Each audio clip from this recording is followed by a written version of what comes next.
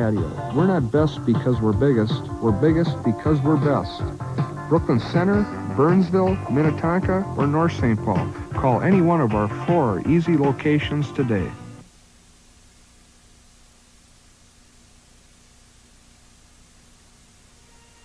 You are watching WCCO Television, Minneapolis, St. Paul.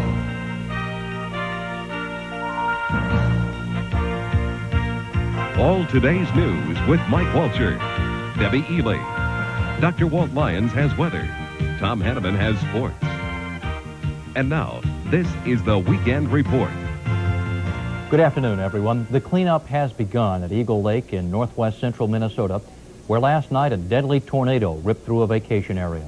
12 homes were damaged and 5 destroyed, and 7 people were injured. But worse, it killed a 47-year-old man from Carver. Denton Anderson was a teacher at Chaska High School. He was vacationing with his family when the twister picked up their lake home, hurling it more than 50 feet. His wife and 2 sons are hospitalized, along with a Battle Lake woman. Terry Sater went to Eagle Lake today. It just came like you see a tidal wave, and that's it. This is where Denton Anderson died, trying to shelter his family from the tornado. Splintered lumber and shattered glass are all that is left of his father-in-law's vacation home. The north shore of Eagle Lake is littered with bits and pieces of the Anderson summer vacation, a vacation turned nightmare. They were all together, and they were in the middle of the road there with the debris all around them. The whole house was there. Denton, I would say, probably was killed instantly. There was nothing we could do. 15-year-old Denise Anderson wasn't injured by the twisting winds that killed her father. Today, she searched for keepsakes and memories of happier times. Last night, Denise had left the cabin to talk with Jim Merton's daughter just before the storm hit. She said the truck lifted up off the ground and she got nervous and she come around this way. Thank goodness she didn't come this way. Merton says his family and Denise narrowly escaped death. The boat flew up over the house, and then the walls came in. The daughter and I were trapped underneath that wall there, and my little guy the glass blew out of the sliding glass doors, and miraculously he wasn't hurt. Denton Anderson's father-in-law, Ray Besky, says he's hurting inside. The storm devastated his family and leveled his lake home. It's worse than I had imagined. I knew it was all gone, but I didn't think it'd look like this. The Beskys say they doubt they'll rebuild their lake home because the bitter memories from the storm will make it hard to come back here for peace and quiet. With Bill Kruzkop, Terry Sater, WCCO Television News, Eagle Lake. This afternoon, Denton Anderson's wife is in critical condition. His sons are both in stable condition. Preliminary damage estimates are more than $1 million. 2 people are dead, another injured following a light plane crash in Solon Springs, Wisconsin last night. The plane carrying the pilot and 2 passengers went down in a wooded area shortly after takeoff from Solon Springs Airport about 6 last night. A man and a woman died in the crash, and another person pulled from the wreckage is in critical condition in a Duluth burn unit. Officials say the victims are believed to be from the Shell Lake, Wisconsin area. Representatives of the FAA are investigating the cause of that plane crash. And in Burnsville last night, a 2-vehicle accident took the life of an Iowa man. 37-year-old Gary Sikora of Cedar Falls, Iowa, died when the car in which he was a passenger struck a guardrail, came to a halt, and then was hit by a semi. The driver of the car escaped from the vehicle just before the collision. The driver of the semi was treated and released at Fairview Ridges Hospital. Almost 2,000 people have gone to local disaster aid centers seeking financial help after last month's storm. So many in Bloomington that disaster relief officials plan to keep the Bloomington Center open through Wednesday. Tomorrow, additional centers open at Washburn High in Minneapolis and Eisenhower Community Center in Hopkins. Disaster aid officials say already some applicants have received money for temporary housing. They say that grant money and small business loans will arrive later. Some of the federal disaster workers in town may soon be leaving. If the flooding damage in Chicago is declared a disaster, they will be needed in that city. Well, certainly no disaster for the Minnesota Twins this weekend. They can do no wrong against the Seattle Mariners. The Twins are cleaning up on their Western Division rivals at the Metrodome. Tony Parker in the Sports Center now has more on this latest Twins victory. Tony? And the latest, of course, is that nice score, Twins 5, Seattle 1. Frank Viola went 8 innings for his 14th win of the year. Jeff Reardon faced only 2 batters, getting the last 3 outs. The Twins have won 28 of their last 35 games now in the Metrodome. It's getting to the point where they can do no wrong in their home turf. The hitters are going after enemy pitchers before they can warm up. Again today, the game-winning hit came in the first inning on a Gaetti double, 1 of 6 by the Twins today, making the score 3-zip after 1. And you know, when things are going right, everything goes right. Like this impossible catch by Lombardozzi in short right field that would have dropped in for extra bases if he hadn't made it. In the ninth, Reardon relieves, 1 on, nobody out. A comebacker hits him, but no problem. It deflects to Gagne. He turns it into an easy double play. So the Twins are assured of no less than a 4-game lead in the American League West with the final game of their homestand tomorrow night. We'll have more highlights later on in the sports. All right. Thank you very much, Tony. Still to come on the Weekend Report, a parade billed as the world's largest. And we'll take you live to Lake Harriet, where just one Harmonic Convergence ceremony is now underway.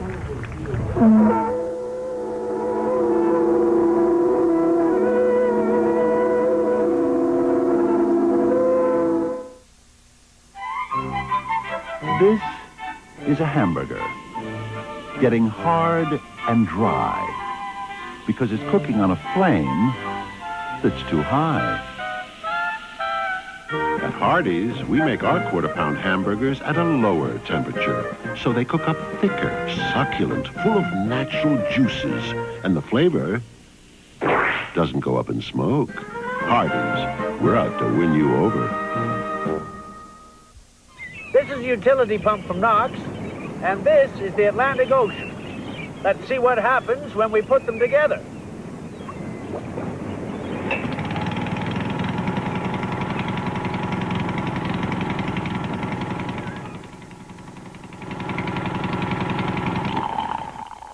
Knox, you won't believe what you can do with our tools. Come to the big pre-Labor Day sale, on now at Knox. If you're going to buy a car or truck this weekend, don't shop anywhere but Royal Nissan. Through Monday only, $99 over, $99 over. That's right, every Royal Nissan car and truck, $99 over invoice. No need to negotiate. Invoices clearly posted on the windshield, $99 over. Repeat, family cars, sports cars, and every truck, $99 over what we paid the factory. $99 over invoice, only at Royal Nissan, St. Paul's exclusive Nissan dealer.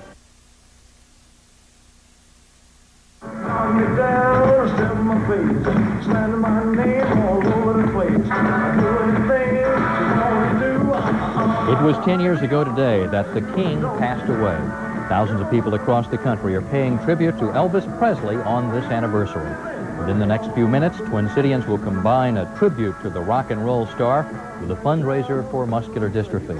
That begins at 6 o'clock at the Mounds View Square Mall. This day also marks another worldwide event, the Harmonic Convergence. For thousands, this date is so important that the future of the Earth depends on it. 4 years ago, the idea of Harmonic Convergence, a peaceful gathering, came to an art historian as he was driving down Wilshire Boulevard in California. It's based on several theories. The Aztec calendar, which shows this day as the peace god's second coming. The Mayan calendar, which says that today is a critical turning point between one phase and the next. And this is the first time in more than 23,000 years that the 9 planets are aligned in a configuration called a grand trine, when an unprecedented amount of energy converges on one place in harmony. All believers say they must take advantage of this to create a world of peace, and they are gathering around the world to do so. They have gathered here in the Twin Cities, and our Ava Thompson joins us from one of the locations. Ava? Debbie, it is difficult to get an exact count on the number of Harmonic Convergence ceremonies taking place around the metro area. Many are being held privately. Others, like the one here at Lake Harriet Band Shell, are not so private. Tonight's concert theme is Peace in the Heart, Peace in the World. The event joins a list of others, including one that began as early as last night.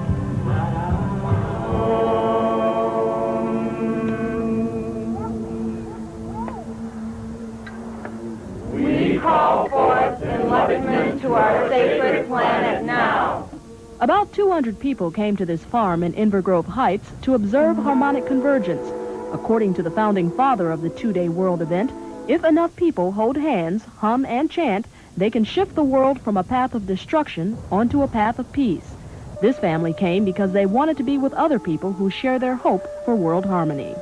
The energy, the empowerment that we get from this event of sharing it together will individually empower each one of us than to speak, to be fair, to point out injustice, to point out oppression. And I think it will gradually change. Whether it will be real perceptible in a year or not, it may take many, many years.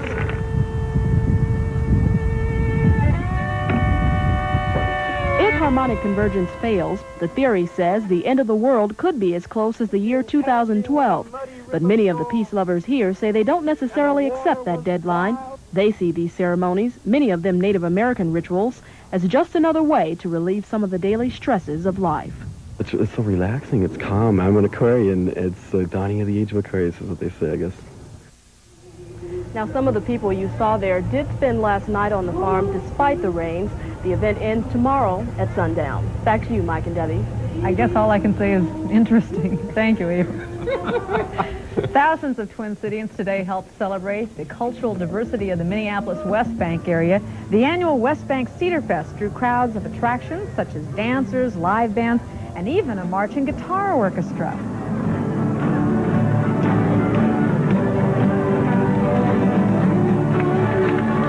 Orchestra organizers say the group is the world's largest, perhaps the only, walking guitar ensemble.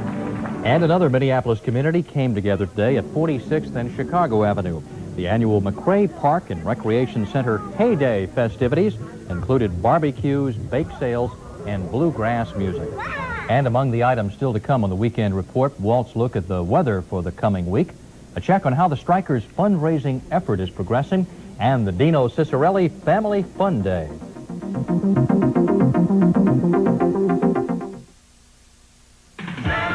This is a big event, Sun Valley Waterbed's 12th birthday sale, with tremendous savings on everything in our showrooms across America.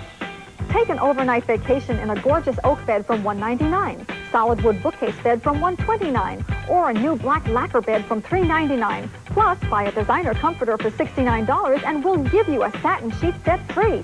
Big savings for you. To celebrate our 12th birthday, now at Sun Valley Waterbeds. The big one's back, the one you've waited for. 1.9% financing or rebates to $700. And here at Barrett Chevrolet, the 88s are on the way, and with over 300 available, the 87s have got to go. They're all priced to move. And today, new Cavaliers, $600 cash back or finance as low as 1.9. New Celebrities, $700 cash back or 1.9 financing. 1.9 financing, rebates to $700. See us today, 1.9 at Barrett Chevrolet, I-94 and Century Avenue, across from 3M in St. Paul. The Canterbury Cup. Last year, it was won by a Minnesota-owned horse named Smile, who went on to become a national champion. And who will win the Canterbury Cup this year? You will. Just come out for the big race Sunday, August 23rd, and you'll receive your very own Canterbury Cup, the first in a collector series. The Canterbury Cup. This year, everybody will get one.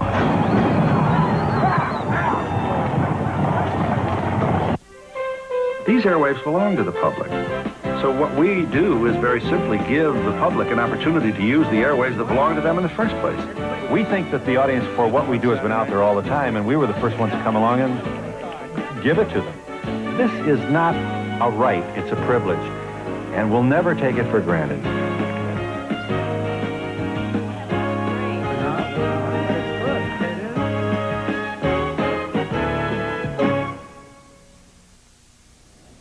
Twin Cities professional and amateur athletes turned out in force today, all for the Dino Cicerelli Family Fun Day. Hundreds of people joined the North Stars hockey player in events like trout fishing and volleyball. All of this to raise money in the fight against multiple sclerosis. You know, I have a bone to pick with you, Walt. You said that it was going to start cooling off, that the humidity was going to start dropping. It was still warm out there today. Well, you've been in here a long time. Go back outside, then talk to me. Okay. It's getting quite nice out there. Right. I feel sorry for anybody who tuned into that Harmonic Convergence piece. They probably thought they'd hit a time warp and landed in California in 1967 or something. A little weird. Peace, brothers. Actually, there's a phenomenon in the atmosphere called convergence. Forget the harmonic part, and that's what caused all our rain and conflagration last night. Today, we had something called divergence in the atmosphere, which cooled things down all the way to 79 degrees, Deb. That's 10 degrees cooler than yesterday. And our low last night was 68, and the airport had 67/100 of an inch, quite a bit more in other parts of town. The days are getting shorter, but the rain is not getting any lesser. Interesting grammar. Inch and a half was typical over some portions of the Twin Cities last night, including our own bucket up on the roof here. Some of those storms, as they move southeastward, produce up to 85-mile-an-hour wind gusts in southern Minnesota. It was a pretty frisky fracas. And right now, we do have some scattered light rain showers, and there's some convergence of the air into some showers over near Eau Claire and the Menominee area and up towards Bloomer. But most of that is moving east and dissipating, so we have 1 or 2 isolated showers left, and that's it. Last night, the computer said, a lot of rain will fall in this area. So let's see if they were right. What happened in Wisconsin and northern Illinois today? Well, they had tornado watches through this region. Till 10 o'clock tonight, some real heavy thunderstorms are starting to develop now through eastern Iowa and southern Wisconsin. Take a look at the radar at Neenah, Wisconsin. And, there it is. A heavy system had a tornado reported dipping down at Lake Michigan earlier today. 60, 70-mile-an-hour winds in some of these cells and very, very heavy rain, quite a bit of lightning. We were looking at the lightning live a little while ago. We were taping. You can see these little dots appearing on the screen. This is live. They were hitting at around 90 to 95 strokes every minute. So no place to be playing golf or out on a boat down to our southeast. Looking at the last 12 hours of the cloud pattern, you can see this large, messy area, is the best way to call it. It continues to move eastwards, more thunderstorms developing rapidly to east, and clearing and cooler conditions moving in. It was quite brisk out to the west, 36 degrees this morning in Jackson, Wyoming. Snow, remember that? Up to 4 inches of it in the higher elevations of the Wyoming mountains.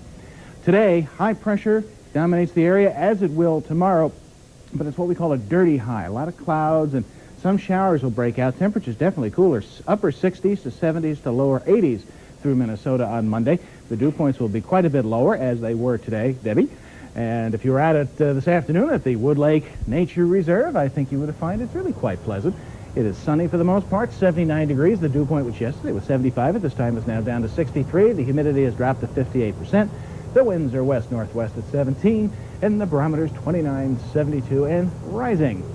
Tonight then, partly cloudy, a few isolated showers in the evening hours, otherwise really rather nice and coolish, 57 for a low. Monday, variably cloudy, a couple of isolated showers and thunder showers here and there, otherwise some sun and 77 degrees. Tomorrow night, partly cloudy, 55 for lows. On Tuesday, partly cloudy and some scattered thunderstorms, once again high around 78. The week ahead, we don't see anything frightening coming our way. The harmonic convergence isn't affecting the weather any. Temperatures will rise a little bit, and we might have 1 or 2 more scattered thunderstorms. So anyways, it was kind of fun to go back to 1968. And it was. Yeah, we like that. Okay, now back to the present.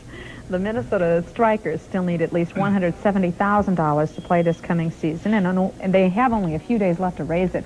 Yesterday's fundraiser by fans at a hotel in Shakopee raised $9,100 for the indoor soccer team.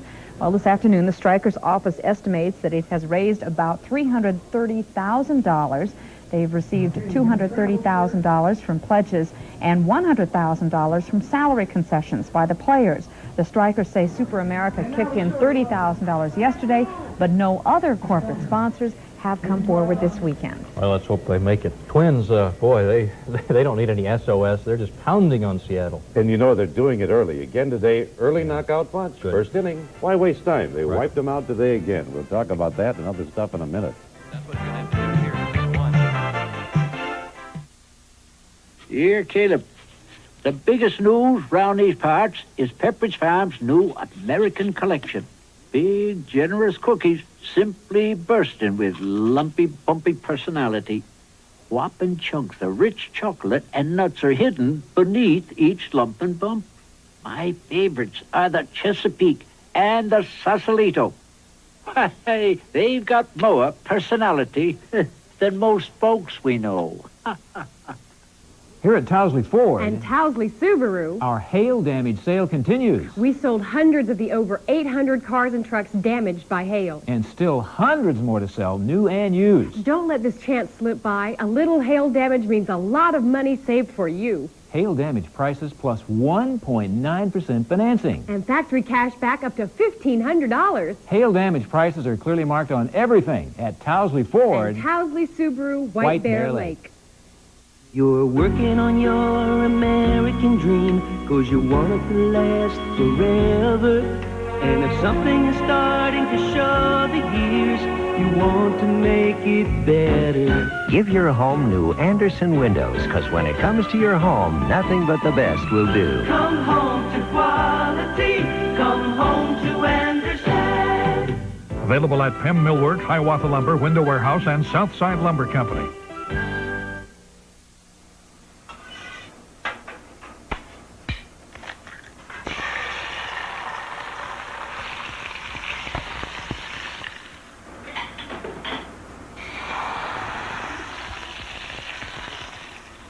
Ember's $1.99 jumbo breakfast. 2 farm fresh eggs, 2 buttermilk pancakes, 2 country sausage links, and 2 strips of hardwood cured bacon, only $1.99. Ember's, big taste, small check. The Twins 5, Seattle 1. Lefty Frank Viola won his 14th of the year against just 7 losses, and he chalked up his 13th win in his last 16 decisions, going all the way back to May. Viola went 8 innings, then gave way to Jeff Reardon, who faced 2 batters to close things out in the 9th inning. Now, the Twins came within 1 double of tying a club record of 7 doubles hit in 1 game. Gary Gaetti got the second one in the first inning here when the Twins scored 3 runs. Lombardozzi got the first one. Herbeck walked, and both scored on Gaetti's post. Now, Gene Larkin hit the 3rd double of the inning, scoring Gaetti with the Twins' 3rd run of the game as they continued to pound enemy pitchers in the opening frame. Frank Viola struck out 5, gave up 5 hits before he tired in the 9th inning after throwing 125 pitches. The Twins went for the record for doubles in 1 game in the bottom of the 8th. Gaetti led off with his 2nd one of the game, moved to 3rd on an infield ground out. He stayed at 3rd while the next batter went out, and then Tom Brunansky came along, and he got the 6th double of the game, making it 6 out of the 8 hits they got today. Jeff Reardon then finished up the game, and it went down to the books as a 5-1 win today. Frank Viola talked to us after the game. The thing is, when I was 2-5 early in the season, I still felt like I was throwing the ball well. And the bottom line in pitching is just feeling good about yourself, and it doesn't matter what your record is because the confidence is still going to be there. Breaks might not have been there early, but they're sure here now, and it just makes all the difference in the world. It looked like it was going to be easy for you after the...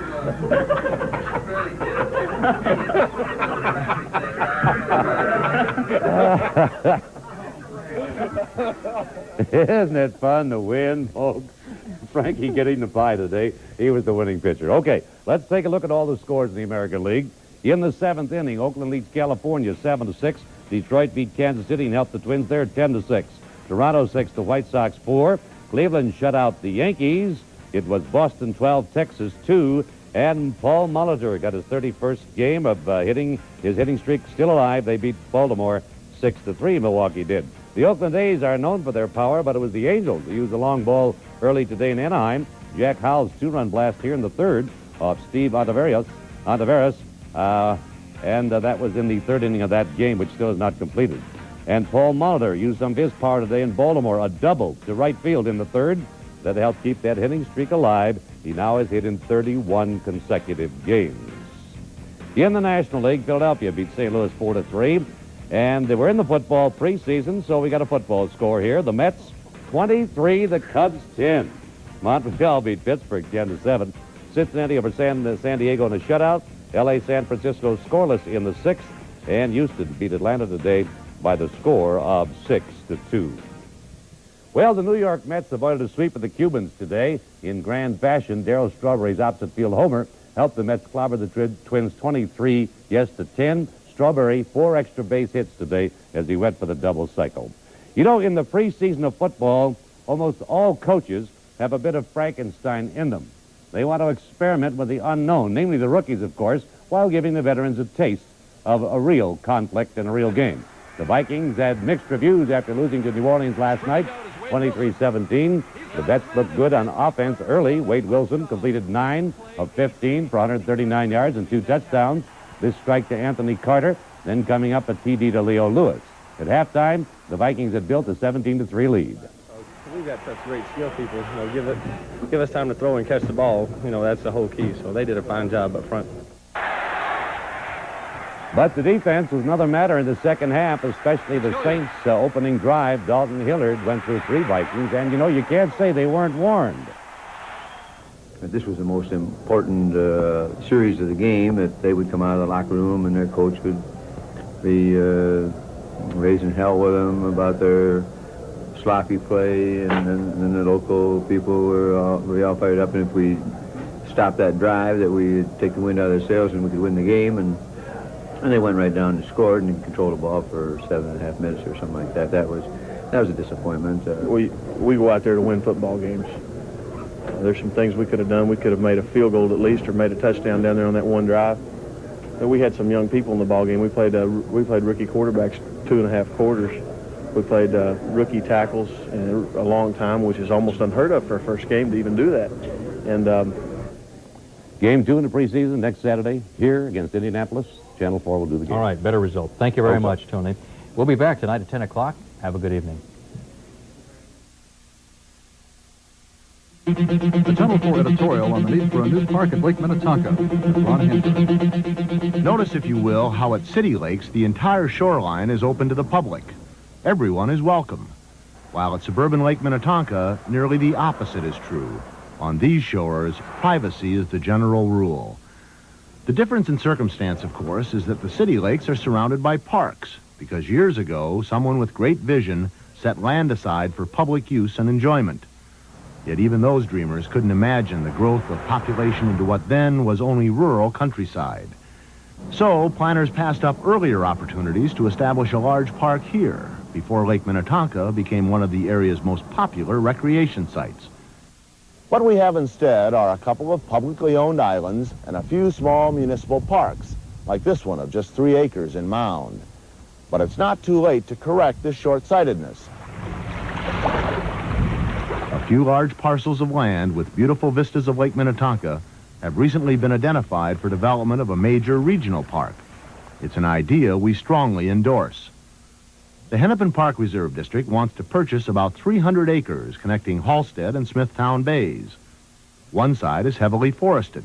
The other includes the lakefront property of wrestling promoter Vern Gagne, whose home would be preserved as a park facility. The new park would be small enough to add controlled lake access for only 100 boaters, yet large enough to eventually handle up to 600,000 visitors a year. The state has earmarked $6 million for the proposed Lake Minnetonka Regional Park, but its fate lies with the city of Minnetrista, which in effect has the power to veto the plan, and where not all the local officials fully appreciate the park's value and significance. We hope that opposition will fade with broadened understanding, and that this long overdue park will be developed in its entirety to best preserve the magic of Lake Minnetonka for everyone and for generations to come. I'm Ron Hanberg. We offer equal time for an opposing view. I've come for silver. Of course, he want new Amoco silver. It's high time folks had something better than regular unleaded. You sure know your gasoline. Oh, friend, my car knows. For better performance than regular unleaded, try pure Amoco silver. Grandpa, who was that masked man? I don't know, son, but his car knows. Well, silver! Away! Around here, raisins are big business. So when Kellogg started putting 2 scoops of raisins in the Raisin Bran, I knew we had problems. It's simple. The law of raisins. You put 2 scoops in each box. You sell more boxes. Bam! Raisin shortage. I respect Kellogg, but that's a lot of raisins. You know what I tell people? You got a backyard? Plant raisins. Fiber-rich Kellogg's Raisin Bran. 2 scoops is a lot of raisins. We can tell you all Volkswagens are German. Willendorf is free delivery on all major appliances.